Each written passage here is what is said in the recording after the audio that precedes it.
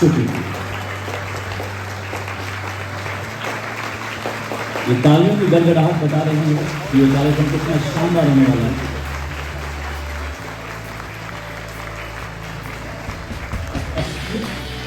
Thank you so much आप सभी के सपोर्ट के लिए। बहुत बहुत शुक्रिया सर इस कार्यक्रम का हिस्सा बनने के लिए। आप सभी से आगे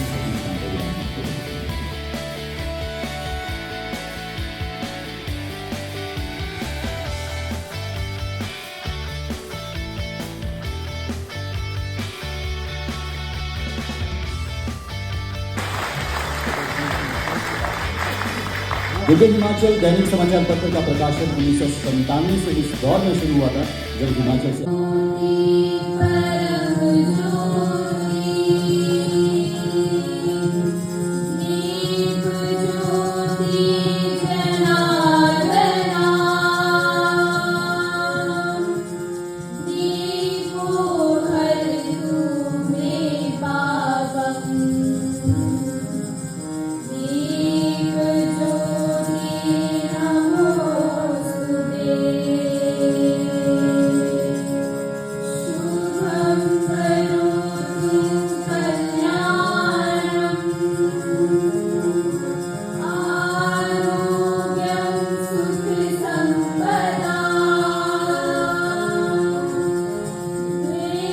students and they are from the science stream.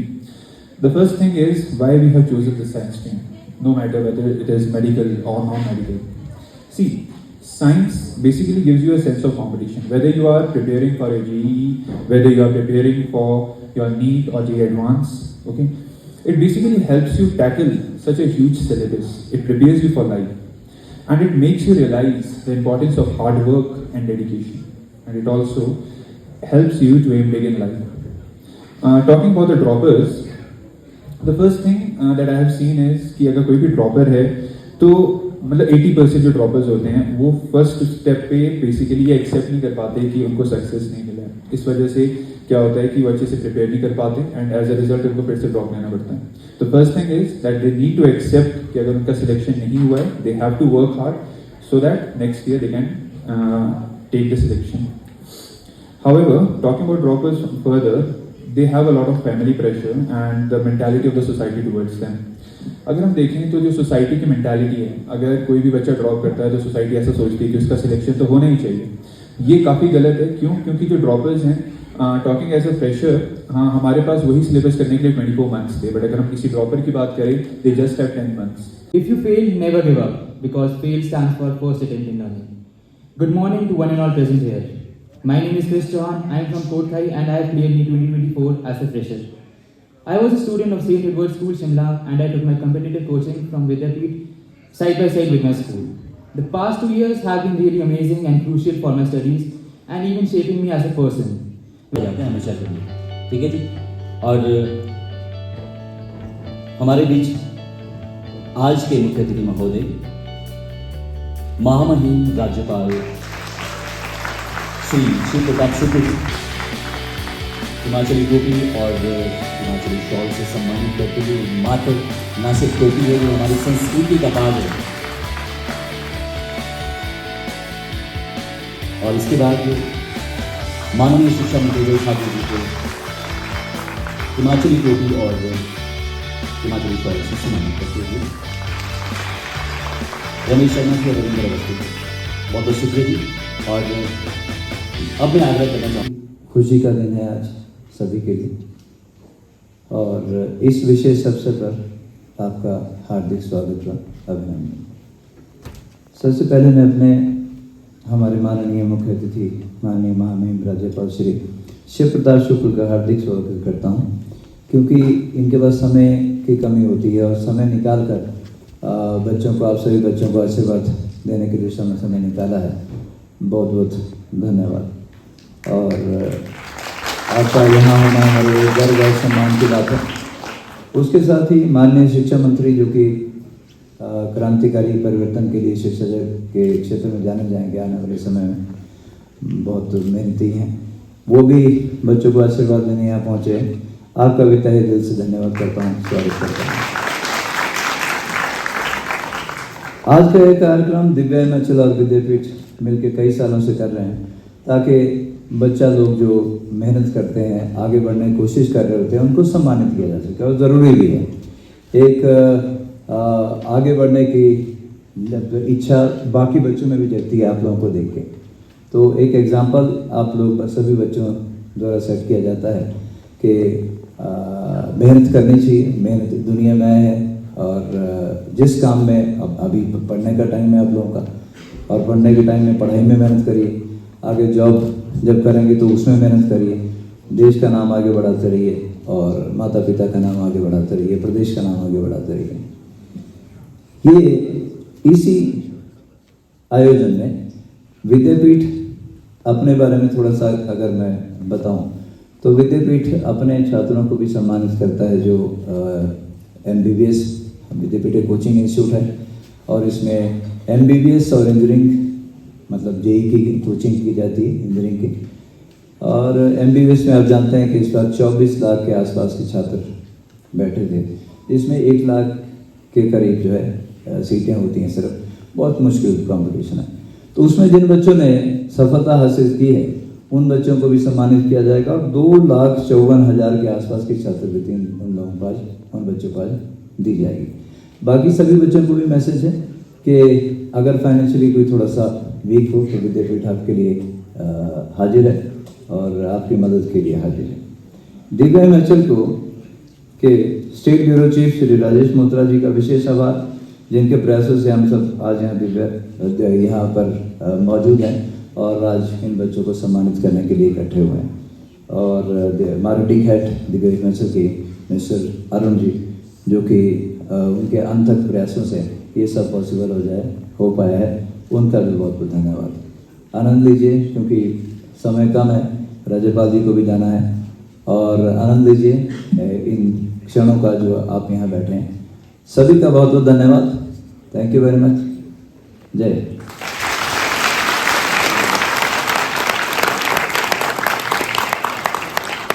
मैं समझता हूँ केंद्र सरकार में भी जो आपने योगदान दिया, वो मैं समझता हूँ एक बहुत बड़ा योगदान है, और एक प्रखर वक्ता के रूप में, एक बहुत अच्छे सांसद के रूप में भी, पार्लियामेंटेरियन के रूप से संबंध रखते हैं। यहाँ पर उपस्थित हमारे दिव्य हिमाचल के हमारे ब्यूरो चीफ राजेश मंडोत्रा जी, दिव्य हिमाचल मार्केटिंग मैनेजर अरुण शर्मा जी, यहाँ पर उपस्थित समस्त जो आज के कार्यक्रम के हमारे स्पॉन्सर्स हैं, उनको भी मैं आदर के साथ संबोधित करता हूँ। और यहाँ कार्यक्रम में उपस्थित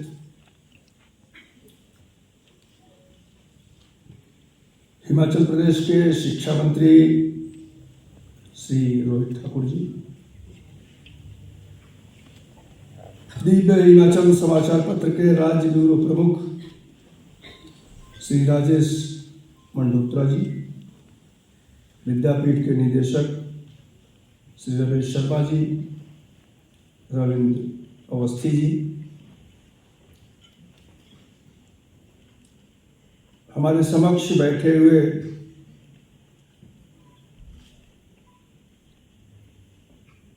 भारत के वर्तमान कर्णधार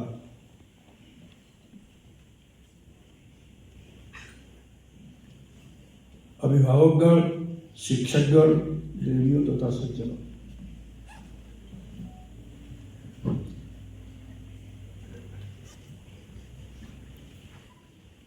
एक वर्ष के बाद पुनः दिव्य हिमाचल मीडिया समूह द्वारा अपने अपने कक्षा में, अपने अपने विषय में उत्कृष्ट प्रदर्शन करने वाले विद्यार्थियों के लिए यह आयोजन हुआ है शिमला के मेधावी।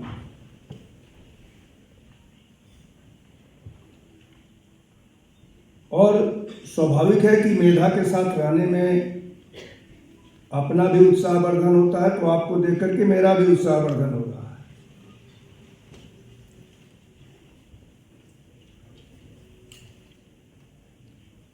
यहाँ संचालक महोदय ने एक बात कही थी कि हार और जीत जीत और हार।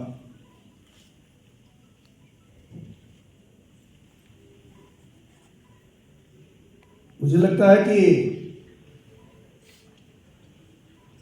बहुत थोड़ा सा अंतर है। जीत दिखती है उसी तरह से जैसे हम सभी लोगों ने अभी दीप प्रज्वलन किया है, ज्योति दिख रही है। ठीक उसी के स्थान पर उसके नीचे ये ज्योति दूर तक लोगों को ज्योतित कर रही है, लेकिन यह ज्योति अपने नीचे को ही अंधेरे में पूरी तौर पर ढके हुए है। तो हार कुछ है नहीं। खेल की भावना जब चलती है ना, तो खेल में कोई आगे बढ़ जाता है, पदक ले लेता है, लेकिन दूसरे के लिए यह छोड़ जाता है कि परिश्रम करो, कल तुम्हारा है। और उस कल के लिए हम सभी लोगों को कार्य करना है। देखिए,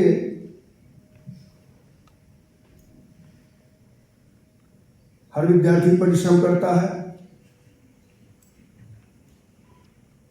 हम लोगों के समय में मैं रोहित जी से चर्चा कर रहा था कि जब मेरिट की बोर्ड की सूची निकलती थी 10, 11, 12 ऐसे करके नाम आते थे। अब जब परसेंटेज आते थे तो 76-77% तक पहुंचते पहुंचते पूरी मेरिट रुक जाती थी।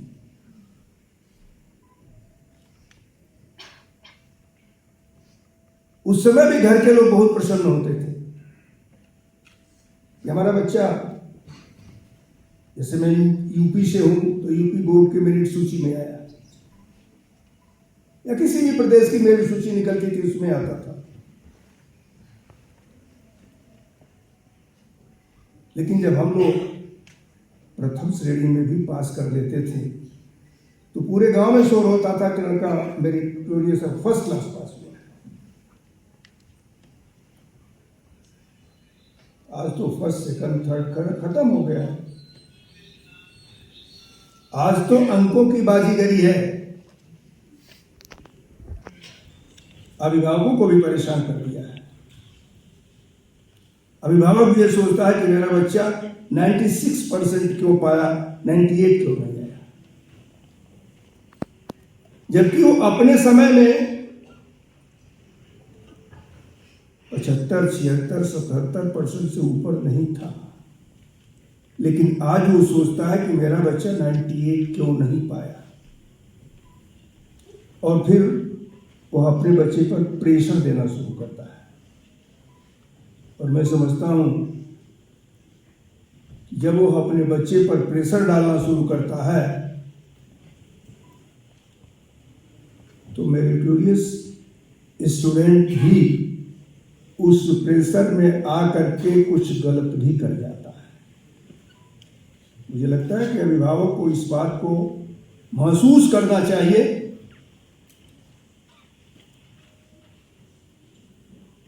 कि बच्चे को फ्रीलांसर होने दो,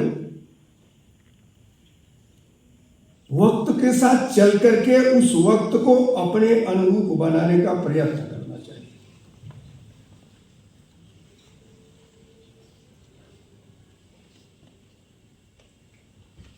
नहीं तो एक सीरियल हम देख रहे थे, उस सीरियल में काल मतलब जो समय है, चक्र है, वो चल रहा था, उसको कोई नहीं पकड़ पा रहा था, वो अपने अनुसार चल रहा था। अत्यंत दुस्साहसी व्यक्ति रावण ने उसको पकड़ने का प्रयत्न किया, रोकने का प्रयत्न किया, लेकिन काल ने एक झटका ऐसा दिया कि वो आकर के पूरी तौर पर अंतरिक्ष में विलीन सा हो गया। फिर भी रावण ने कहा कि मैं और भले नहीं पकड़ पाया, लेकिन वक्त को रोका तो काल को रोका तो यह मेरा भ्रम है। हम इस भ्रम से दूर रह करके निश्चित रूप से इस बात को तलाशने का काम करें जो वैज्ञानिक करते हैं। आज वो मशीन भी बंद पड़ी है जो धरती के अंदर काल गणना कर रही थी। इस नाते हम अपने वर्तमान को हर तरह से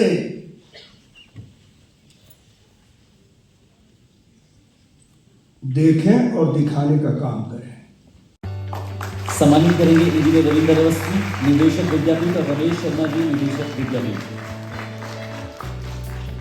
तालियां बजती रहनी चाहिए।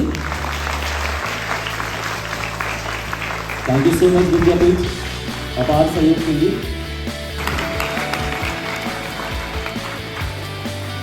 ये भी एमएस पब्लिक स्कूल के साथ प्रोग्राम पहुंच चुके हैं। इसके बाद सरस्वती पैराडाइज इंटरनेशनल स्कूल की गौरी आपका लाइन हो जाए जो अपने स्टूडेंट।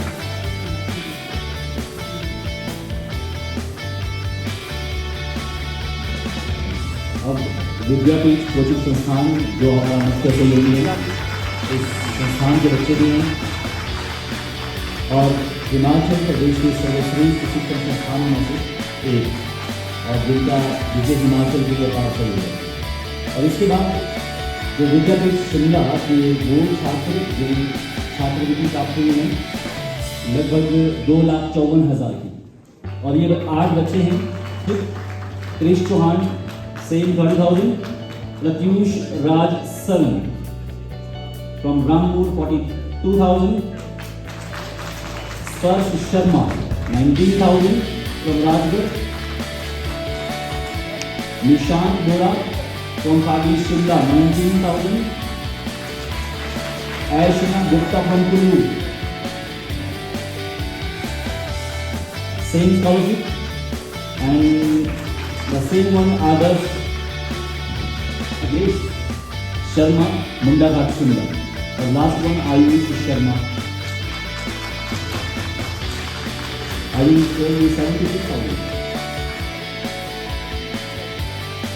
चुराहा चंबा। बहुत बहुत बधाई आप सभी बच्चों के लिए, जोरदार तालियां तमाम बच्चों के लिए, और अपने लिए भी जोरदार तालियां बजा दो।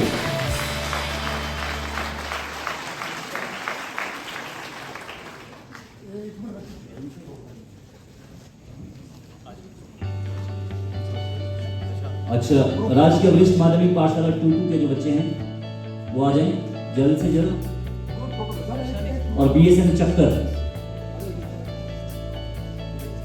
अगर किसी का नाम रह गया हो तो कृपया करके हमारे टीम से संपर्क करें। कई बार गलती भी हो जाती है क्योंकि इंसान गलती का पुतला है, तो बिल्डिंग नहीं होना चाहिए, पुतले होना चाहिए। राजकीय वरिष्ठ माध्यमिक पाठशाला 22।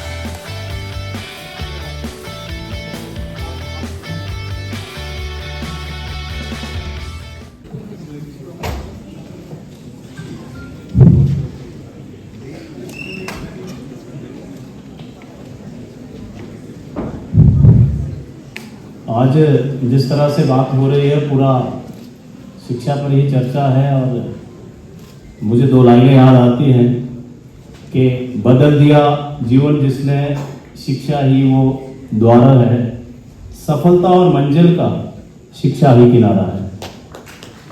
तो महोदय आज के इस वार्षिक आयोजन को करने का मकसद प्रतिभाओं को उभारना, वो विकसित करना है। मैं डॉक्टर रमेश शर्मा अपने परम सौभाग्य मानता हूँ कि मुझे इस मंच के माध्यम से धन्यवाद ज्ञापन का अवसर मिला। मैं विद्यापीठ परिवार, इस सभागार में बैठे होनहार बच्चों व उनके अभिभावकों की ओर से इस कार्यक्रम के मुख्य अतिथि हिमाचल प्रदेश के महामहिम राज्यपाल महोदय जी का, वो विशिष्ट अतिथि हिमाचल प्रदेश सरकार में शिक्षा मंत्री माननीय श्री रोहित ठाकुर जी का हार्दिक आभार व्यक्त करता हूँ, जिन्होंने अपनी व्यस्तता के बावजूद भी इस कार्यक्रम के लिए अपना अमूल्य वक्त निकाला।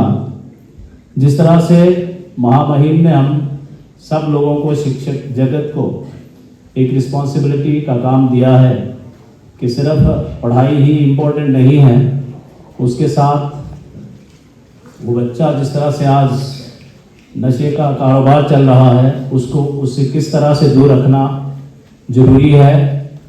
अभिभावक और अध्यापक आप में आपस में सामंजस्य बिठाकर इस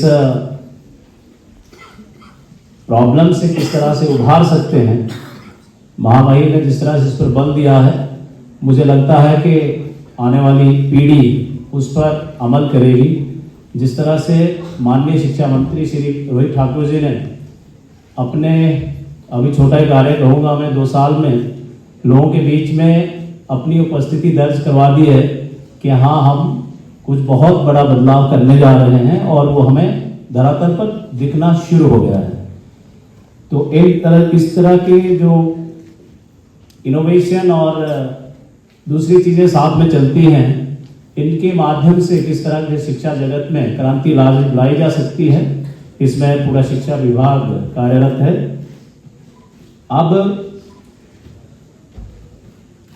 जिस तरह से राज्यपाल महोदय ने इस कार्यक्रम में अपना बहुमूल्य वक्त निकाला और अपने आशीर्वचन जिस तरह से कहे, उन्हें को सुन के हम भी और आप भी सभी अनुग्रहित हैं। हम ताउम्र आपके आभारी रहेंगे। मैं आभार व्यक्त करता हूं दिव्या हिमाचल ब्यूरो प्रमुख श्री राजेश मंडोत्रा जी का, मार्केटिंग हेड श्री अरुण शर्मा जी का और उनकी पूरी टीम का, जिनके सहयोग के बिना इस कार्यक्रम को इस स्तर पर पहुंचाना नामुमकिन था।